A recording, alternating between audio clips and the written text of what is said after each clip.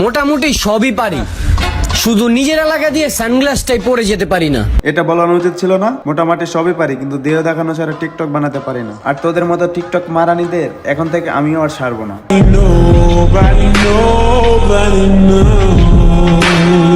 Hey guys, আসসালামু আলাইকুম। Show কেমন আছো তোমরা? বরাবরের মতো কিছু প্রতিবন্ধী টিকটকারদের ভরে দেওয়ার জন্য চলে আসলাম আমরা। শো কথা না বলে করে দেরি, চলো টিকটকের কিছু নষ্টামিগুলো দেখানো শুরু করি।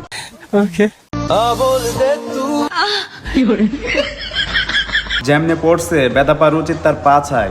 এই পাশা কি হ্যাঁ বাম বলো। আচ্ছা আচ্ছা, পড়ছে ব্যথা পাওয়া উচিত তার বামে, উপরে হাত দেয় কোন কামে? কবে যে পাবলিকরা ছাড়তে পারবে সব পাগলদের পিছু?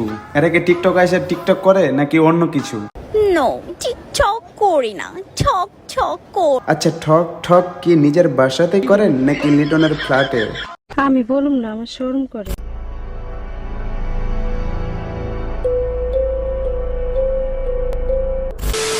টিপে ধরে রাখলেই বড় হয়ে যায়। আস্তাগফিরুল্লাহ, আস্তাগফিরুল্লাহ, আস্তাগফিরুল্লাহ।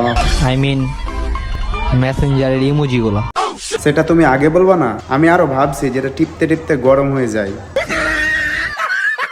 মানে মোবাইল। বুঝো না এই ব্যাপারটা?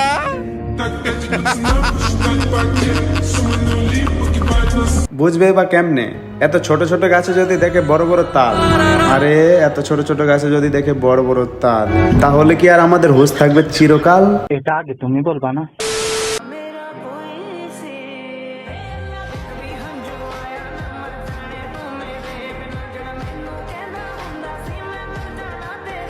নেপোলিয়ন বোনাপার্ট বলেছিলেন, আমাকে শিক্ষিত একটা মা দাও, আমি তোমাকে শিক্ষিত একটা জাতি দেব। তিনি শিক্ষিত মা বলেছিলেন, কুশিক্ষিত নয়। এরা তো কলেজে ভার্সিটিতে পড়ে, মানে তথাকথিত সো কল্ড শিক্ষিত হয়। এসব সো কল্ড নারীদের ভবিষ্যতে তো সন্তান হবে, তারা কি সুশিক্ষিত হবে নাকি কুশিক্ষিত? তাদের দ্বারা সন্তান হবে কতটা রক্ষিত?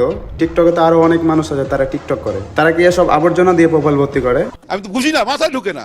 বরাবরের মতো বিদায় নিচ্ছি প্রিয়। ভিডিওটি ভালো লাগলে লাইক কমেন্ট করে দিও।